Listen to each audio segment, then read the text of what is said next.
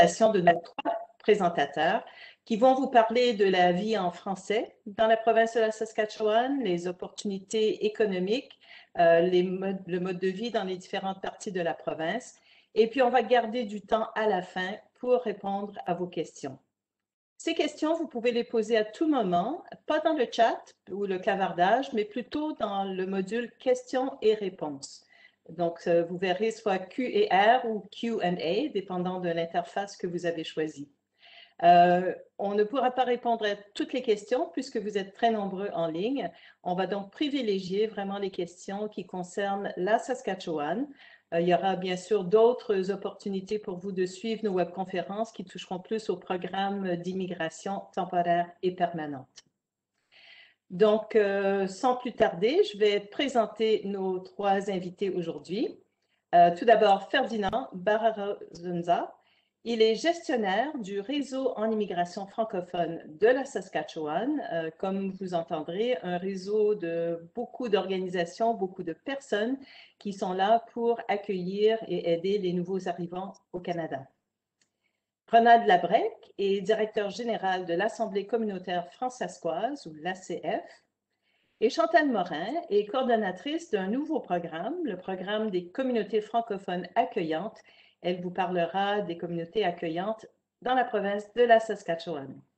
Sans plus tarder, donc, je vous passe le micro et la caméra.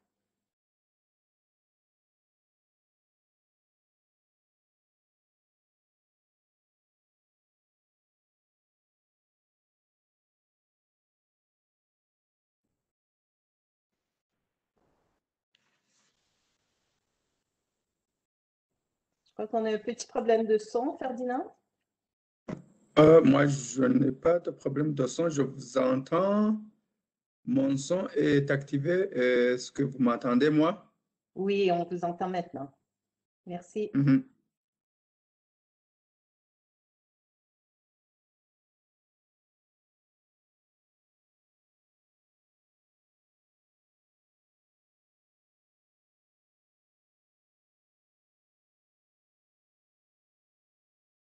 Tu peux commencer, Ferdinand? Je peux commencer?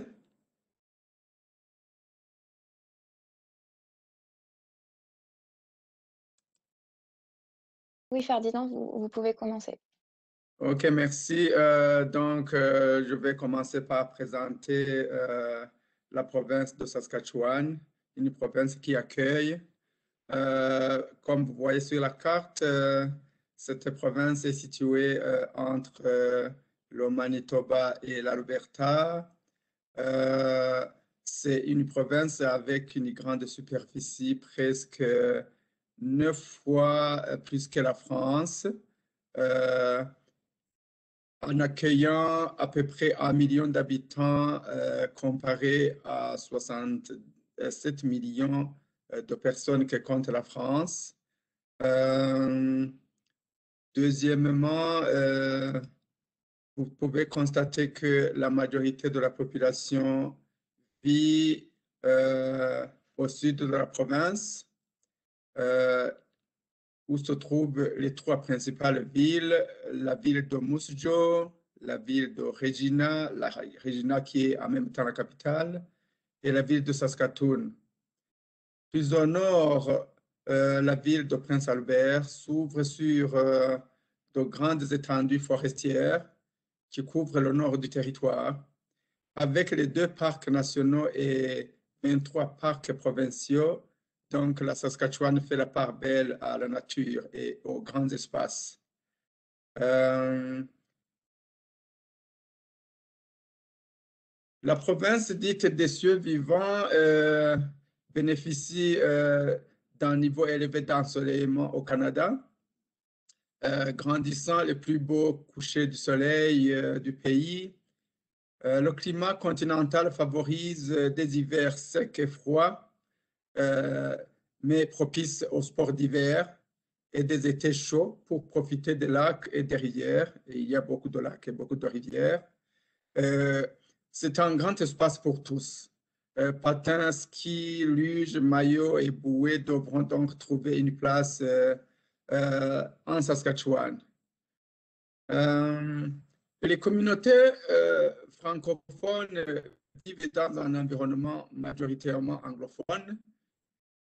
C'est la raison pour laquelle on place la communauté francophone dans un contexte minoritaire, mais bénéficie d'appuis substantiels de la part d'une dizaine d'organismes communautaires locaux et provinciaux afin de mieux s'intégrer dans les diverses communautés. Avec un coût de la vie similaire à celui de la France, immigrer en Saskatchewan est une grande occasion, une occasion idéale pour se perfectionner en anglais, voire se réorienter professionnellement. Que ce soit dans le domaine de la santé, de la petite enfance, du développement communautaire ou encore des métiers techniques, de nombreux postes sont à pourvoir, souvent bilingues. Des appuis spécifiques sont donnés par le service d'accueil et d'inclusion francophone, le SAIF.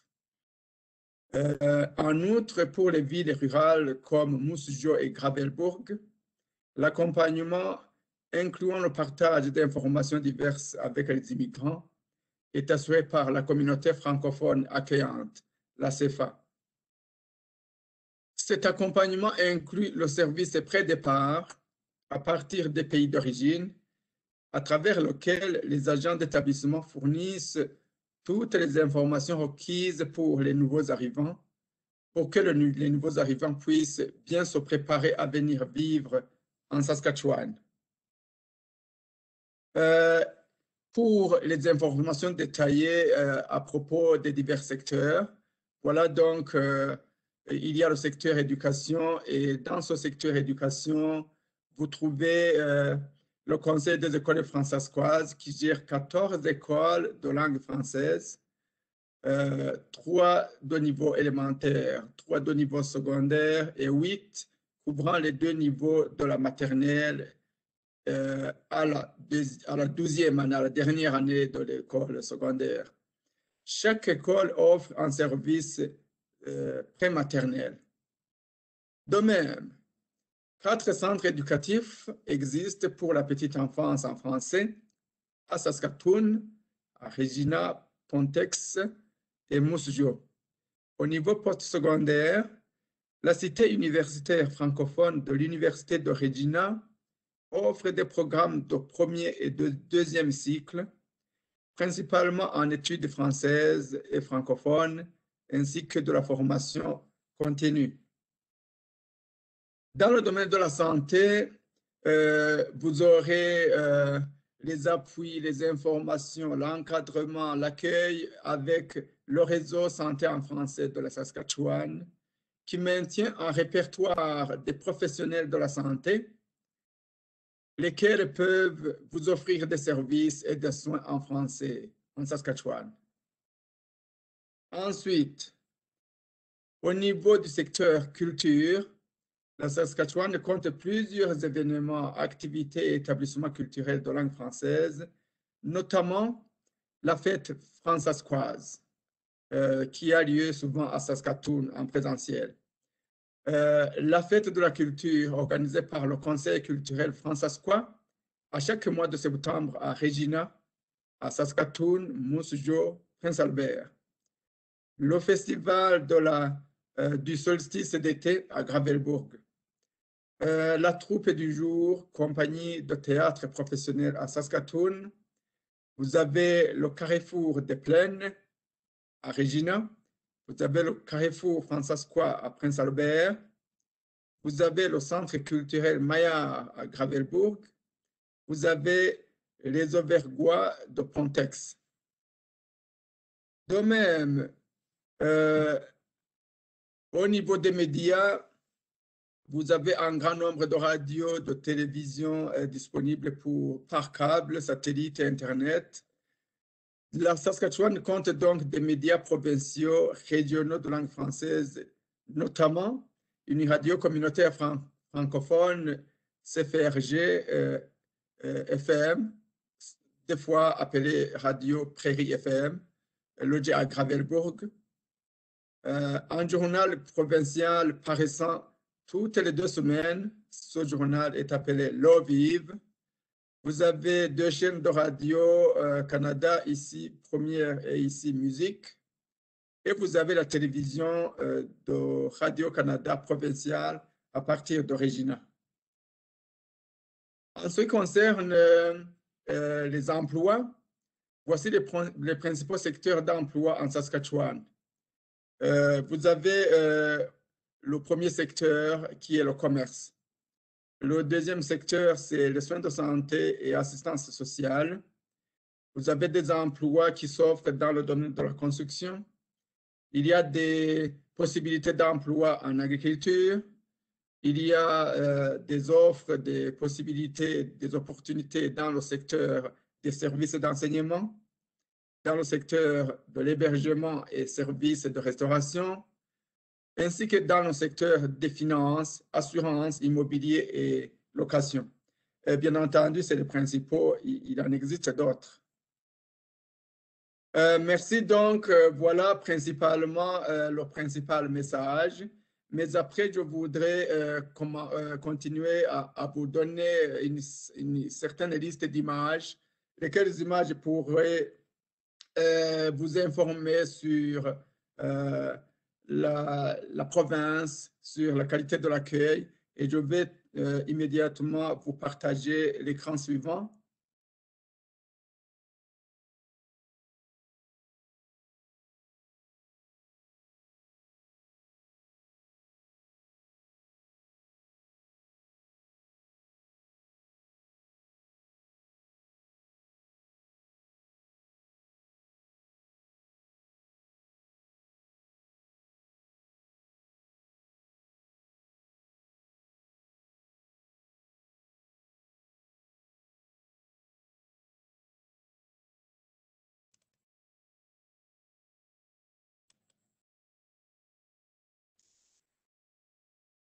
Est-ce que vous me voyez? Il y a le premier écran avec des touristes. Est-ce que vous m'entendez? Est-ce que vous voyez les images?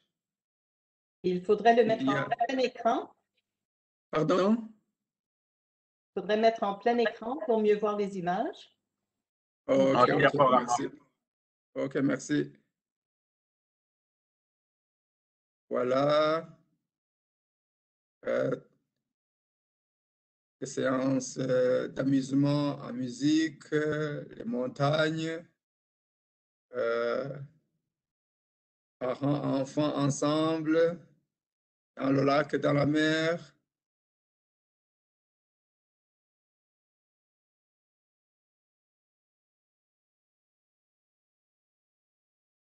Ça doit être pendant l'été. Toutes sortes de plats, dans la nature.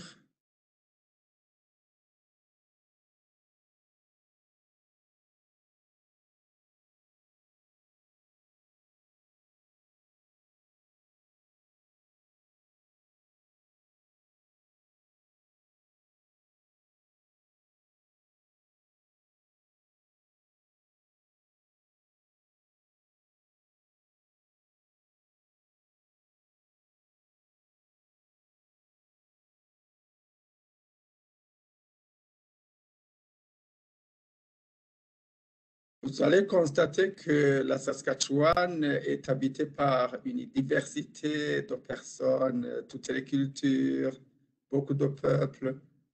C'est le carrefour de tout le monde.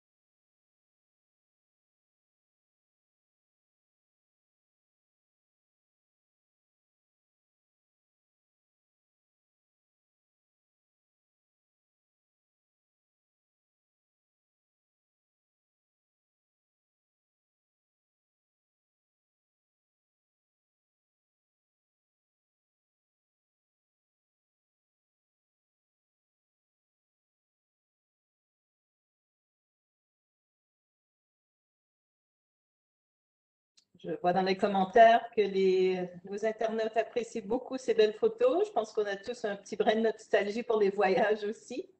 Et Bon, ça donne très envie.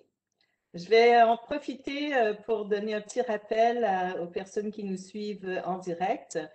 Si vous avez des questions, gardez à l'esprit qu'on ne parle pas de programme d'immigration aujourd'hui. Nos invités ne sont pas agents d'immigration de la province de la Saskatchewan. Ce sont des personnes qui travaillent dans les organisations francophones, qui vous informent, qui vous accompagnent si vous êtes nouveaux arrivants dans la province de la Saskatchewan. Donc, n'hésitez pas à poser toutes vos questions, pas dans le chat, mais dans la section questions et réponses, et on fera une sélection à la fin. Avec ça, je vous repasse la parole pour la suite de la présentation. Et merci Ferdinand pour ce petit voyage virtuel. merci beaucoup. Alors, je pourrais peut-être juste enchaîner pour dire, on n'a pas le lien qui paraît ici, mais c'est très facile de faire une recherche Google. Si on écrit pré-départ Saskatchewan, vous allez trouver les liens qui vous permettent d'aller voir toutes les informations et les contacts pour être capable d'en savoir plus. Alors, on a une agente pré-départ qui peut vous renseigner sur toutes les informations que vous recherchez, que ce soit pour une première visite exploratoire, que ce soit pour quelqu'un qui voudrait venir faire un travail temporaire ou même comme PVTiste parfois. On veut traverser le pays et avoir des contacts pour quand on passe dans notre région. Alors, il y a toujours cette possibilité d'avoir un lien avec les services pré-départ de la Saskatchewan qui vous permettrait. Puis c'est certain que tous les liens qui vont envers autres services, que ce soit éducation, que ce soit emploi, petite enfance, quand on cherche à porter aussi notre famille avec nous. Alors, on a tous les liens qui sont disponibles juste en faisant une recherche pré-départ Saskatchewan. Pour ce qui est de côté de l'employabilité, on a surtout un grand babillard d'affichage, le babillard qui s'appelle Sask Jobs, S-A-S-K-J-O-B-S, alors sk.ca. Alors, avec ça, vous pouvez trouver tous les domaines dans lesquels vous aimeriez faire des recherches, trouver les postes qui sont disponibles. Présentement, on est dans les environ 9 à 10 000 postes qui sont affichés sur le système.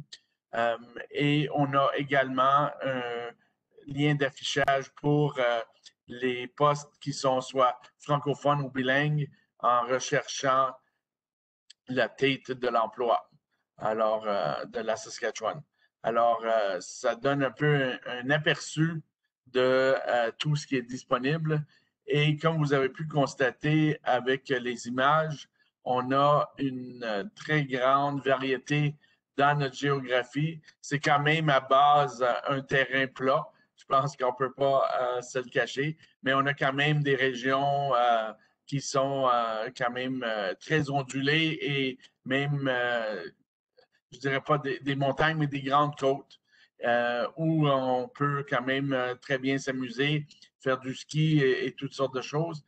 Et je pense que la nature ou la vie en Saskatchewan, c'est vraiment un peu dans le sens où les gens profitent beaucoup de la nature. Alors, c'est pour ça qu'on voit beaucoup de gens à l'extérieur des villes. Ils vont rechercher dans nos parcs, parce qu'on a dit 23 parcs provinciaux, mais ensuite aussi, il y a tout un réseau de parcs régionaux.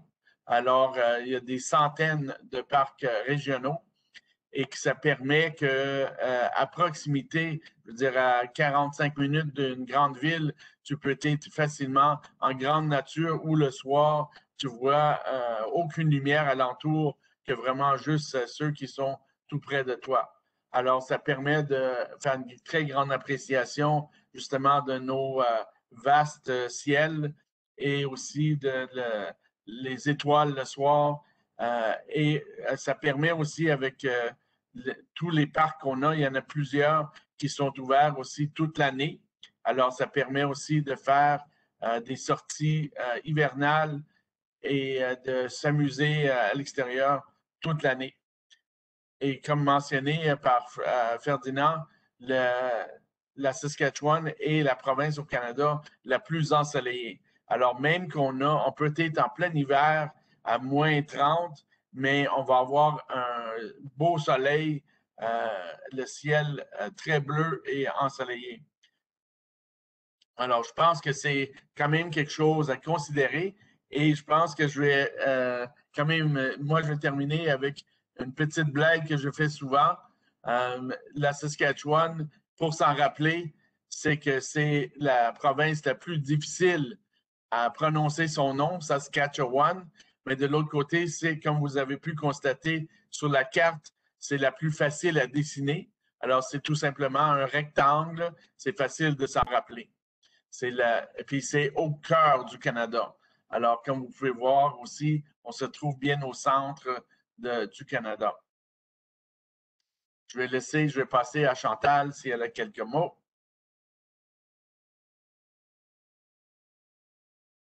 Bonjour tout le monde.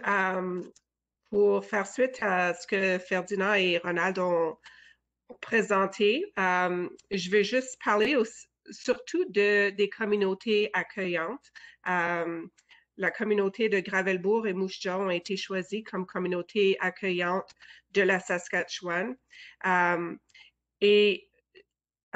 Juste pour vous laisser savoir, la Saskatchewan, en général, c'est des communautés diverses où l'identité est valorisée. On essaie d'inclure tout le monde, que tout le monde se soit inclus. Il y a des opportunités économiques, entrepreneuriales, et les gens sont très chaleureux ici en Saskatchewan.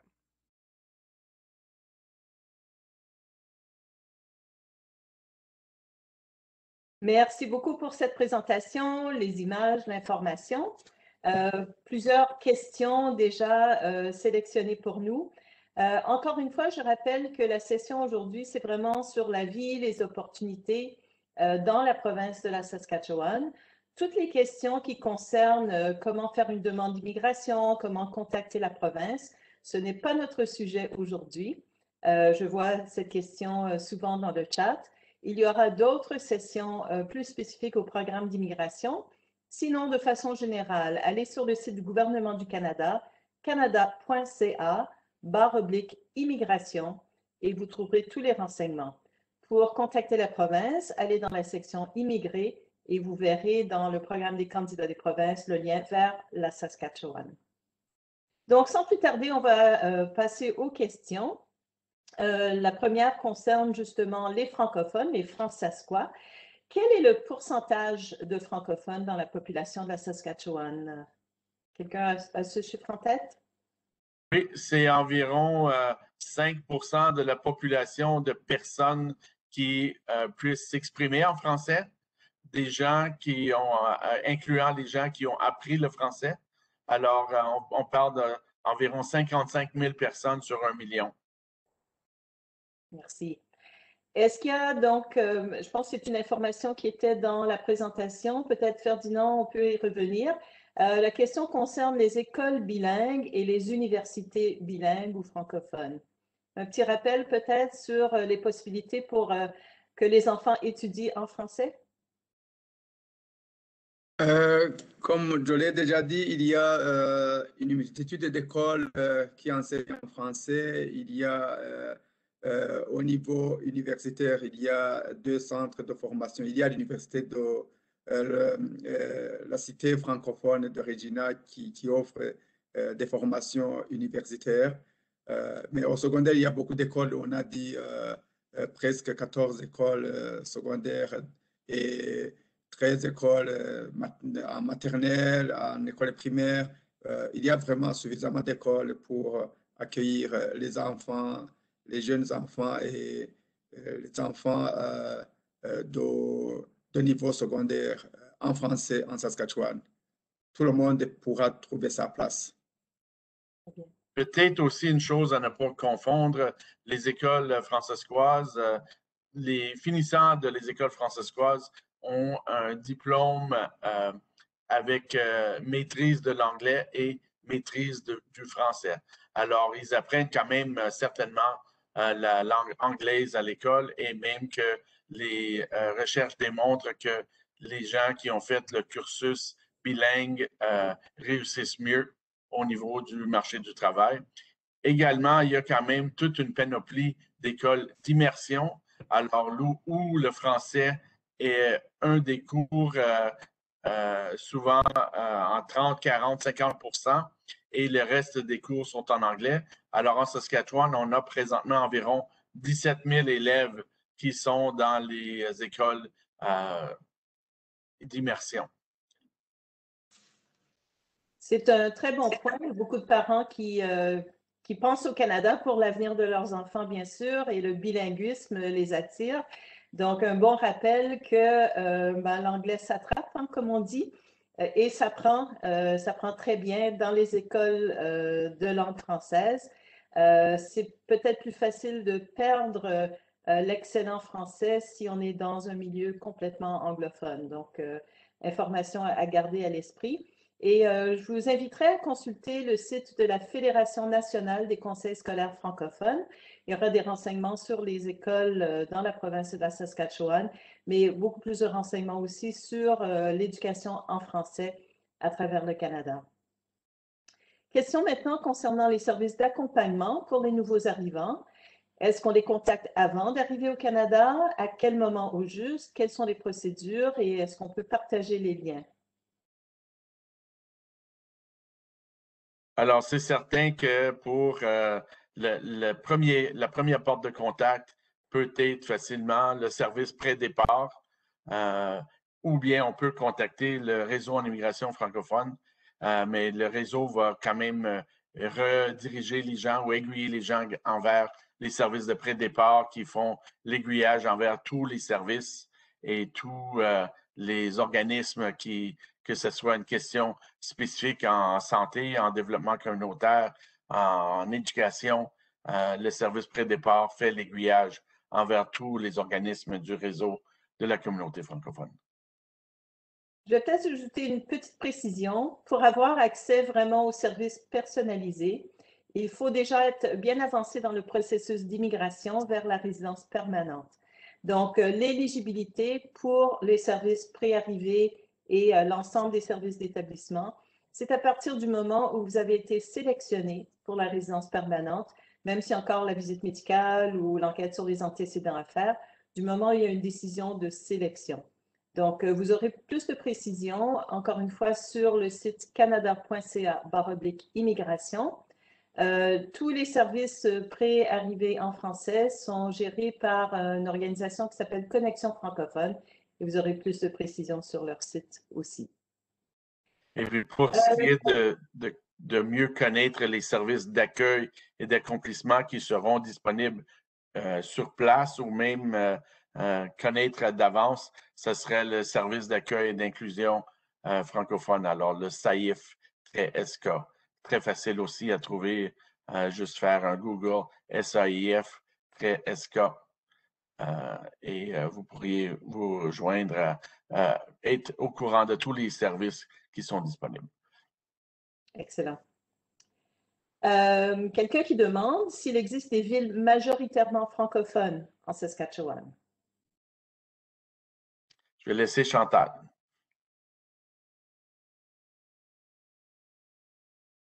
Majoritairement francophone, non. Par contre, Moose Jaw a une grande population de gens francophones. Gravelbourg est quand même majoritairement francophone, mais c'est un village rural. Il y a plusieurs villages ruraux en Saskatchewan qui sont majoritairement francophones, mais en ce qui concerne les villes, c'est surtout majoritairement anglophone. Désolée. Peut-être aussi au niveau statistique, nos deux plus grandes villes, Saskatoon et Regina, qui ont environ dans Saskatoon un peu 225 000 personnes. Il y a environ 6 000 personnes qui parlent français. Et Saskatoon a 250 000 personnes.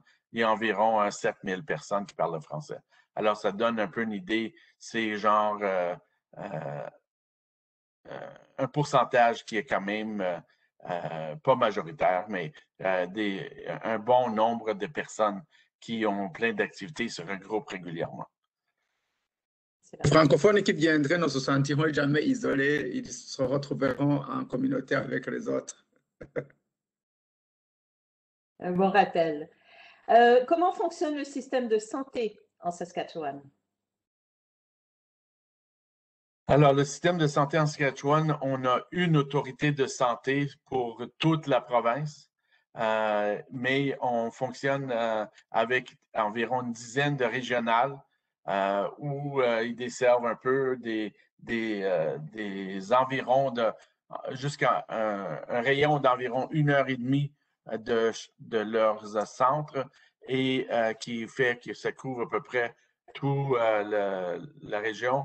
Il y a beaucoup d'opportunités présentement dans le domaine de la santé, mais c'est aussi un domaine que il y a des services professionnels et des exigences qui sont peut-être un peu plus difficiles pour être capable d'accéder très facilement au niveau du travail. Parlons de l'emploi. Est-ce que j'ai une question concernant l'importance de l'anglais? Est-ce que le fait d'être francophone et non bilingue ne constitue pas un obstacle pour l'intégration dans la société et sur le marché du travail en Saskatchewan?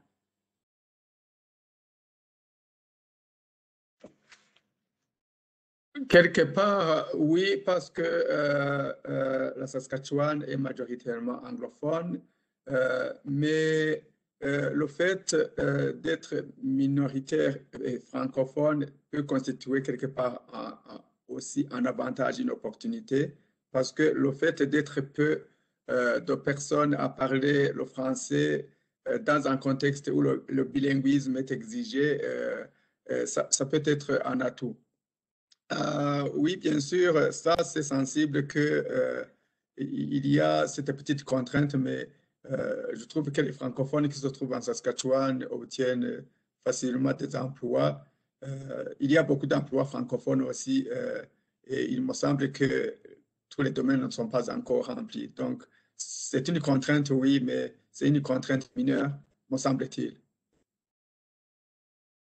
Je pense que juste à se rappeler que le plus une personne a la facilité au niveau du bilinguisme, le plus de chances qu'ils ont à bien avoir accès à tout ce qui est disponible.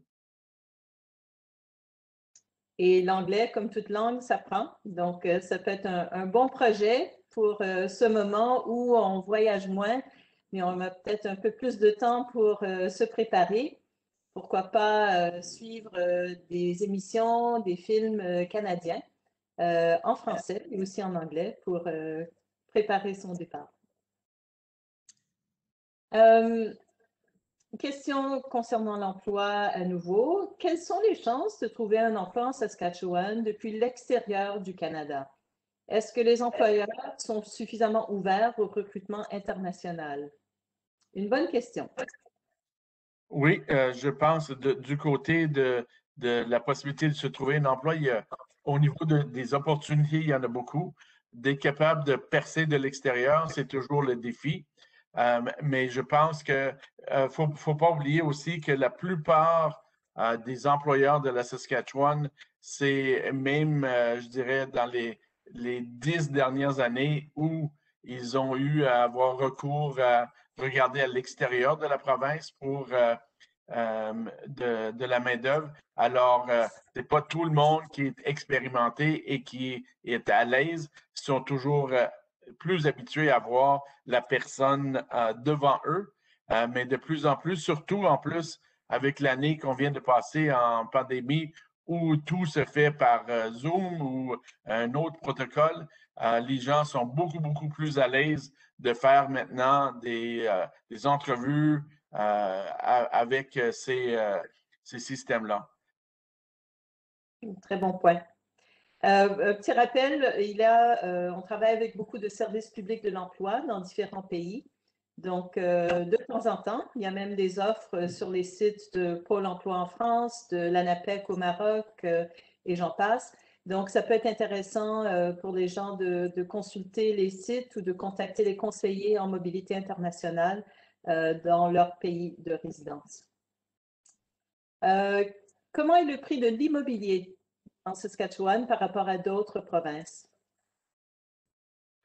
C'est très comparable, même que c'est un peu plus bas que la plupart des grandes villes du Canada, si on compare Toronto, Vancouver ou plusieurs autres même villes au niveau Halifax et d'autres grandes villes. Alors, c'est moindre que, on regarde une maison moyenne au Canada.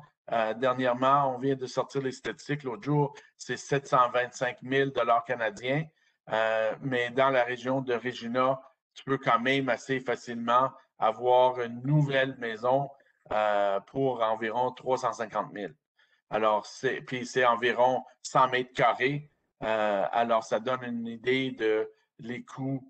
Et on peut avoir certainement moindre que ça ou plus que ça, dépendant de le quartier que tu choisis et tous les aménagements, si on veut, un garage et tout ça. Alors, mais la moyenne sera environ dans les 350 000 pour une maison d'environ 100 mètres carrés, qui est à peu près la moyenne ici. Il y a des condos moins chers et toutes sortes d'options entre les deux. Et pour les locataires, je pourrais dire que en comparant Ottawa et Saskatchewan, j'ai vécu pendant près de 4 ans à Ottawa. Les loyers, ils sont vraiment très proches. À gauche, à droite, on peut trouver une différence par an de 5 000 ou de 10 000. Mais les loyers pour les locataires, ils sont comparables à Ottawa, à Regina, Saskatoon. Donc, c'est vraiment accessible. De mon point de vue à Paris, ça semble très, très raisonnable. Est-ce que, bon, toujours dans cette même ordre d'idée, comment est le niveau des salaires comparé aux autres provinces? Donc, on parle de pouvoir d'achat. Oui, le salaire moyen en Saskatchewan est d'environ de 47 000, je crois, présentement. Au niveau de... On compare souvent la Saskatchewan avec... on a un niveau de vie, si je peux dire, plus haut que la plupart des provinces maritimes. C'est plus bas que la Colombie-Britannique, l'Alberta et l'Ontario. Alors, ça donne un peu un ordre d'idée de où on se retrouve dans la sphère de l'employabilité. Très bien. Et pour se renseigner plus précisément sur les salaires, je rappelle que le portail de l'emploi du gouvernement du Canada, c'est Guichet Emploi. Donc là, on peut faire une recherche par profession et la ville ou la région qui vous intéresse. Vous aurez un certain nombre d'offres d'emploi, vous aurez les perspectives sur les prochaines années et aussi les salaires pratiqués, le salaire bas, moyen et élevé. Donc, intéressant pour comparer, intéressant aussi si vous êtes en discussion avec un employeur pour voir à quel salaire vous pouvez prétendre. Et puis, plus précisément, pour la Saskatchewan, est-ce que vous pouvez nous rappeler les sites pour les emplois spécifiquement dans la province? Le Sask Jobs, alors saskjobs.sk.ca et aussi la tête de l'emploi, Saskatchewan. Merci beaucoup. Peut-être un rappel aussi, vous l'avez peut-être entendu dans d'autres présentations, mais au Canada, le marché du travail n'est pas toujours très transparent. On considère qu'à peu près 80% des postes sont comblés sans jamais être affichés. C'est pas pour cacher sciemment, c'est que les choses peuvent bouger vite. Quand un nouveau projet démarre ou quand quelqu'un quitte son emploi, on ne donne pas 3 mois de préavis, c'est souvent 1 semaine ou 2. Donc, les employeurs souvent vont parler autour d'eux pour voir si leurs employés, leurs collaborateurs ne connaissent pas quelqu'un qui aurait les compétences recherchées. Donc, si vous voyez pas beaucoup de postes affichés, ça ne veut pas dire qu'il n'y a pas de potentiel pour vous dans votre domaine, mais ça veut dire qu'il va falloir faire du réseautage, vous informer, peut-être lancer des candidatures spontanées pour dénicher un premier emploi au Canada. Je pense aussi pour ceux qui s'intéressent ou qui peuvent se le permettre, peut-être je devrais dire que les voyages exploratoires peuvent facilement rapporter le coût du voyage en étant capable de vraiment faire des visites à des entreprises ou aussi connaître le réseau, les villes et faire avec de la recherche auparavant et puis permettre vraiment de percer beaucoup plus facilement. Une question justement sur le moment présent. Quels sont les secteurs qui recrutent le plus en ce début de 2021? Présentement, il y a beaucoup au niveau du commerce, de l'administration, au niveau de la construction, l'agriculture et la santé. Une des plus grandes pénuries, c'est dans le domaine de l'éducation, surtout quand on parle de l'éducation en français, que ce soit dans les écoles francophones ou encore pour les écoles d'immersion. Il y a beaucoup de demandes présentement pour des éducateurs et jusqu'à la petite enfance. Donc, de bonnes pistes. Si vous voulez des renseignements aussi sur l'accès à ces professions-là, vous avez des renseignements sur le site que j'ai mentionné tout à l'heure de la Fédération nationale des conseils scolaires francophones. Il y a un renvoi vers les conseils scolaires dans chacune des provinces et des renseignements sur les conditions d'accès. Donc, au Canada, il faut, pour enseigner au niveau primaire ou secondaire, avoir fait un diplôme spécifiquement en éducation. Il ne suffit pas d'être spécialiste dans une matière et vouloir enseigner. Donc, vous aurez des renseignements là-dessus. Ça s'applique à l'enseignement primaire et secondaire. C'est différent pour le post-secondaire dans nos collèges ou universités, où là, ce n'est pas l'aspect pédagogique qui prime, mais plutôt les connaissances spécialisées dans une matière. Donc, beaucoup de bons potentiels. En petite enfance aussi, on a entendu dans le budget fédéral d'hier qu'il y aura de plus en plus de garderies accessibles et organisées au cours des années. C'est une population en croissance aussi en Saskatchewan, donc beaucoup de potentiel si vous vous intéressez à travailler dans le milieu de la petite enfance. Je jette un coup d'œil dans le chat pour voir s'il y a des questions qui sont là. Question concernant les congés maternité-paternité. On parlait de famille, les allocations familiales. Est-ce qu'il y a un résumé que vous pouvez faire ou bien un site à consulter pour avoir plus de renseignements? Mais très rapidement, la Saskatchewan, après 1 an de service, tu as 3 semaines de vacances accumulées. Et aussi au niveau de les congés maternité, on a un congé, si je peux dire, avec prestation pour 12 mois, qui inclut congé maternité, congé parental, qui peut être partagé entre les deux conjoints. Mais aussi, ils ont option d'aller jusqu'à 18 mois, mais les prestations sont quand même seulement pour 12 mois.